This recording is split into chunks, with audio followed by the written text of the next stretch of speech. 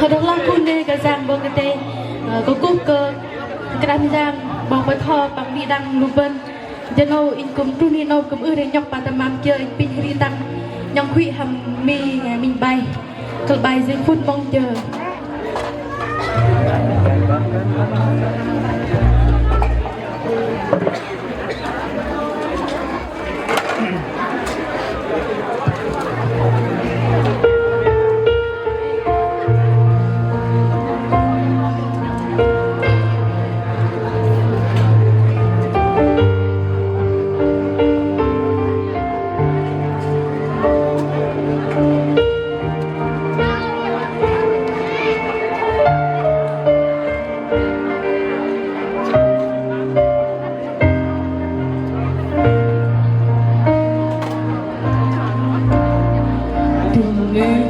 xanh mơ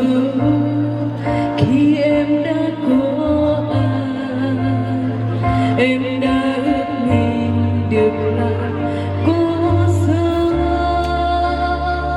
hằng đêm em luôn nguyện cầu được yêu anh suốt đời.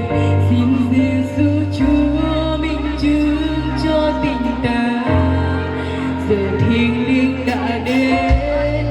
bên em giây phút này,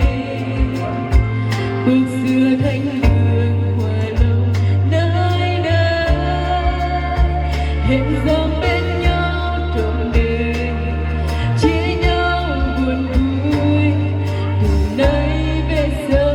mãi mãi. Xin Chúa giúp chúng con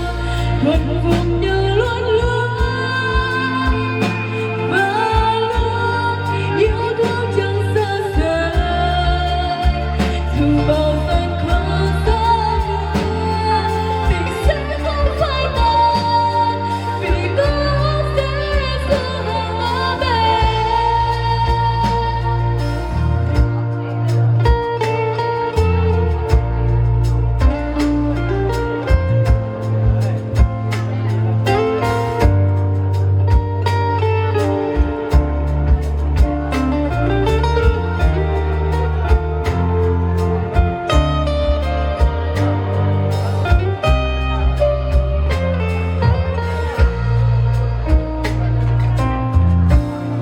Từng ngày trôi dần mơ khi em đã có anh, em đã ước mình được là có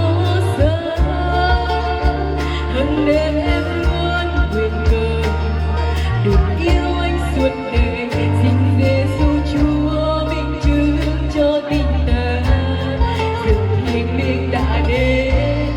bên em giây phút này, bước xưa thánh đường